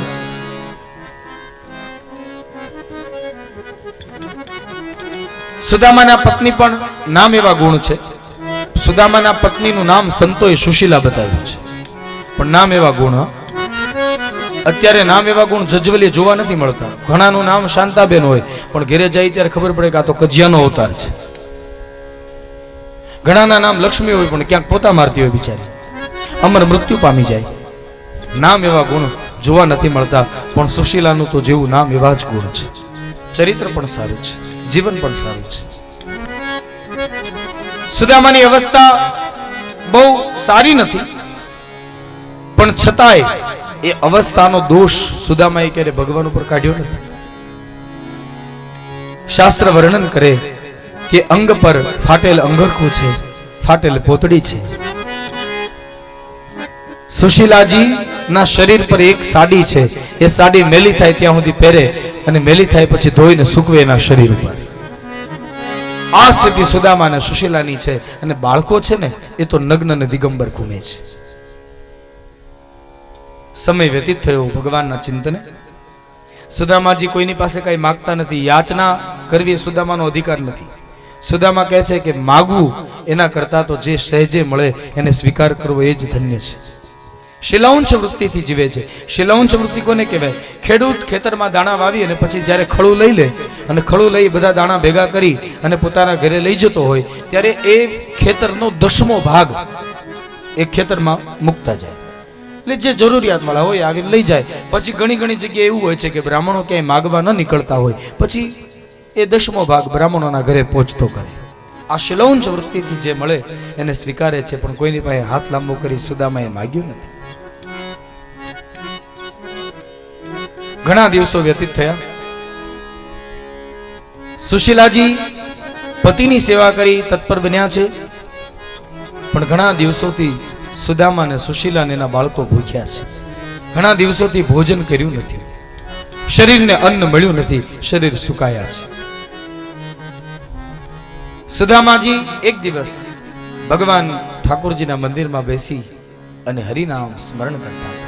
હાથમાં ગૌમુખી લઈ ભગવાનનો જપ કરતા. સુશીલાને થયું કે આજે જઈને સુદામાને ટકોર કરું. સુશીલાજી ભગવાનના મંદિરમાં સુદામા જ્યાં જપ તપ કરતા હતા ત્યાં ગયા. સુદામા માળા ફેરવે છે ને તો સુશીલાજીએ ચાળા નથી કર્યા. બાકી આપણા પતિ આજે માળા ફેરવતા હોય એટલે આપણે જઈ અને હવે ઊભા થાવ ને, ક્યારના બેઠા છો કઈ, અને આપણે આપણા પતિને કદાચ ડિસ્ટર્બ કરીએ. પણ સુશીલાજી સુદામાને હેરાન નથી. માળા ચાલતી હતી ત્યાં સુધી હાથ જોડીને ઊભા છે. માળા પૂરી થઈ, મેરુને આંખે સ્પર્શ કરી અને માળા નીચે મૂકી સુશીલાજી પાછળ ઊભા છે એવું ધ્યાન સુદામાનું ગયું. અને સુદામાએ પત્નીને જોઈને કીધું, ઓ સુશીલા, તમે આવો. સુશીલાજી સુદામાની સામે આવીને ઊભા રહ્યા. હા દેવી, આવો. શા માટે આવ્યા? એટલે સુશીલાએ હાથ જોડીને કીધું કે મહારાજ, આજે તમારી પત્ની નહીં, પણ આજે મારા દીકરાઓની માં બનીને હું આવી છું તમારી પાસે. અત્યાર સુધી મેં તમારી પાસે કઈ માંગ્યું નથી, પણ આજે હું તમારી પાસે કંઈક માંગવા એટલા માટે આવી છું કેમ કે ઘણા દિવસોથી આપણે જમ્યા નથી, આપણે ભૂખ્યા છીએ.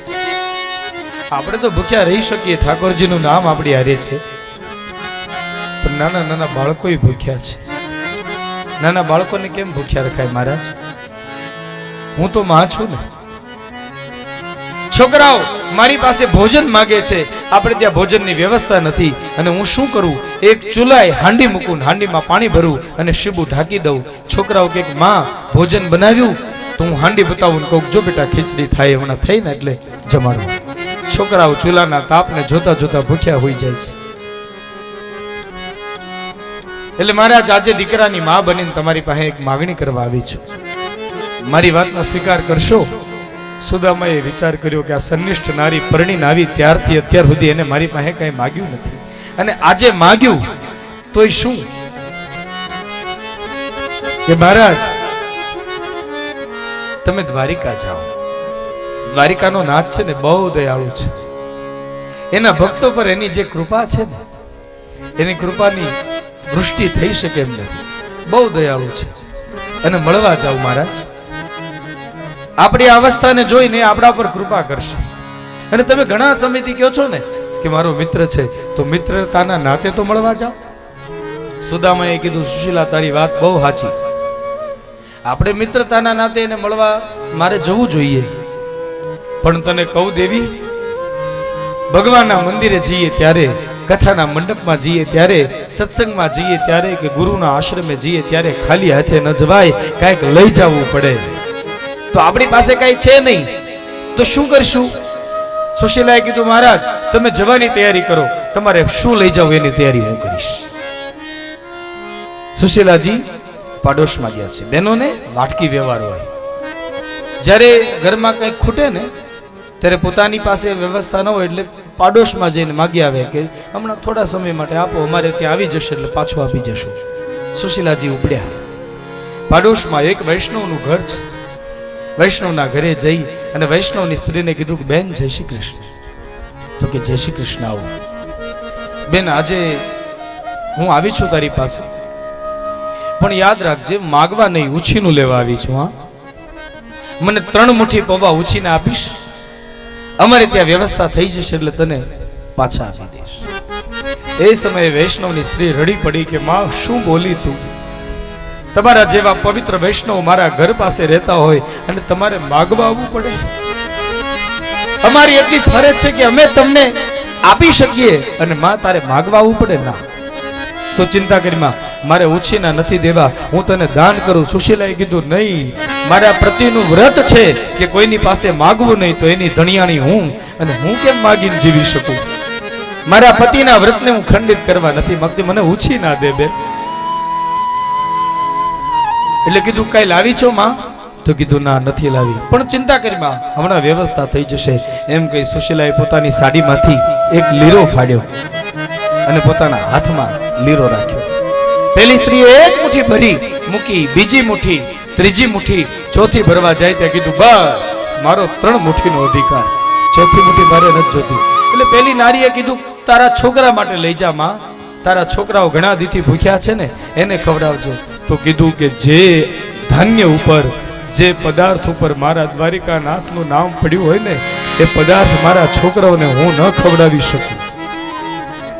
બાકી માગ્યું હોત તો માગી શકત કે લાય 2 મુઠ્ઠી, છોકરાઓ ભૂખ્યા છે કે એને જે ભાવ્યું એ. પણ આ સંનિષ્ઠ નારી છે, એને માગ્યું નથી. અને પૌવા લઈને ઘેર આવ્યા. જે હાંડીમાં પાણી ભરેલું હતું એ હાંડીમાં પૌવાને પલાળ્યા, પૌવાને પલાળીને નિતારી, અને જે લીરામાં પૌવા ભર્યા હતા એમાં જ પાછા ભરી અને ગાંઠ વાળી દીધી. સુદામાને કીધું પ્રભુ તમારે શું લઈ જવું એની વ્યવસ્થા થઈ ગઈ છે, હવે ધીમે ધીમે હરિનું નામ લઈને દ્વારિકા તરફ પ્રસ્થાન કરો. સુશીલાજી સુદામાના ચરણમાં વંદન કરે છે. એ સમયે માથા પર હેતાળ હાથ મૂકીને સુદામા કહે છે કે દેવી તમે સુદામાના પત્ની છો. હા, હું પાછો જરૂર આવીશ, પણ હું પાછો ન આવું ને ત્યાં સુધી ભૂખ્યા રહેવું પડે તો એ રહેજો, પણ કોઈની પાસે માગશો નહીં કાંઈ. ત્યારે સુશીલાએ વચન આપ્યું કે મહારાજ આવું તમારે બોલવું ન પડવું જોઈએ, અને છતાંય તમે બોલ્યા ને એટલે તમારી આ સંનિષ્ઠ નારી તમને વચન આપે છે જ્યાં સુધી તમારા મુખના દર્શન નહીં કરું ત્યાં સુધી મોઢામાં અન્નનો એક દાણો નહીં મૂકું. આ મારું વચન છે. સુદામા બહુ રાજી થયા અને પૌવાની પોટલી તૈયાર કરી અને સુદામો દ્વારિકાનાથને મળવા જાય છે. આવો જીવરાજ પિતાંબરદાસ ઓઝા, પૂજ્ય રમેશભાઈ ઓઝાના કાકા, એમના રચિત પદ દ્વારા આપણે સુદામાને દ્વારિકા મોકલીએ. દ્વારિકાનો નાથ સુદામાની પ્રતીક્ષા કરે છે. એમ આપણે આપણા હૃદયના ભાવને લઈ અને સુદામાની હારે હારે દ્વારિકાની યાત્રા કરતા દ્વારિકાજી. હે નામનનો મેરા મન છલકાય છે રે, હે મનનો મેરા મન છલકાય છે રે, હે નામનનો મેરા મન છલકાય છે રે, હે મનનો મેરા મન છલકાય છે રે. જુઓ સુદામાજી દ્વારિકામાં જાય છે. અરે જુઓ સુદામાજી દ્વારિકામાં જાય છે. અરે જુઓ સુદામાજી દ્વારિકામાં જાય છે. અરે જુઓ સુદામાજી દ્વારિકામાં જાય છે.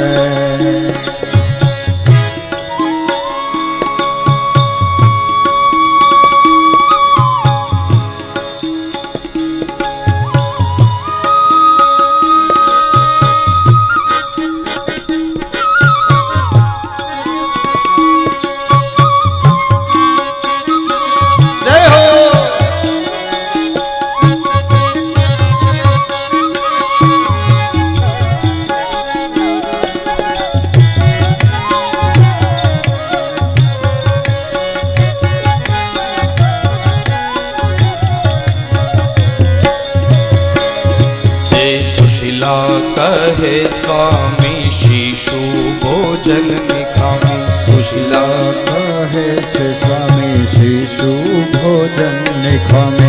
સુશીલા કહે છે સ્વામી શિશુ ભોજન નિખામી. સુશીલા કહે છે સ્વામી શિશુ ભોજન નિખામે. હે તમારા દોષ તાર દ્વારિકાના નાથ છે રે, તમારા દોષ તાર દ્વારિકાનો નાથ છે રે. તમારા દોષ તાર દ્વારિકાના નાથ છે રે, તમારા દોષ તાર દ્વારિકાનો નાથ છે રે.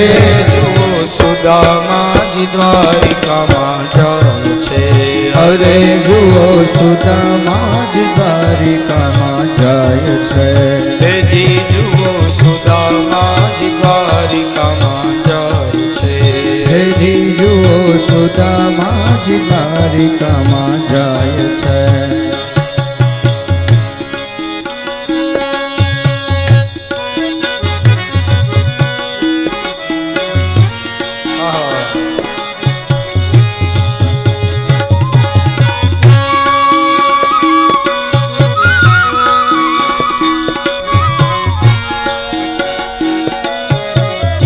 સુદામાજી સુશીલાને કહે છે શું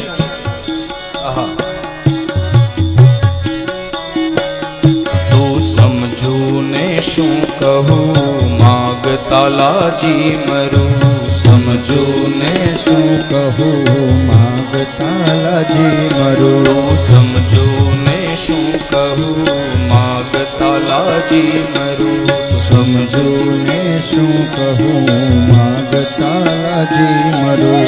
હે માગતા માનવીનું માન ઘટી જાય છે રે, માગતા માનવીનું માન ઘટી જાય છે રે. હે માગતા માનવીનું માન ઘટી જાય છે રે, માગતા માનવીનું માન ઘટી જાય છે રે. જુઓ સુદામાજી દ્વારિકામાં જાય છે. અરે જુઓ સુદામાજી દ્વારિકામાં જાય છે.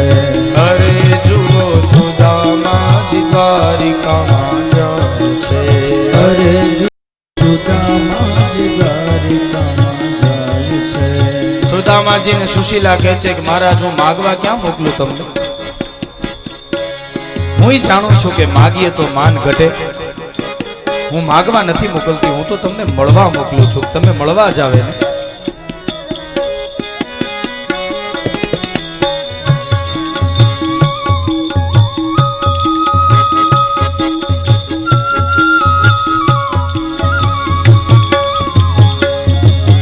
રંગથી પરખી જશે જોઈને રાજી થશે ઢંગથી પરખી જશે જોઈને રાજી થશે ઢંગથી પરખી જશે જોઈને રાજી થશે ઢંગથી પરખી જશે જો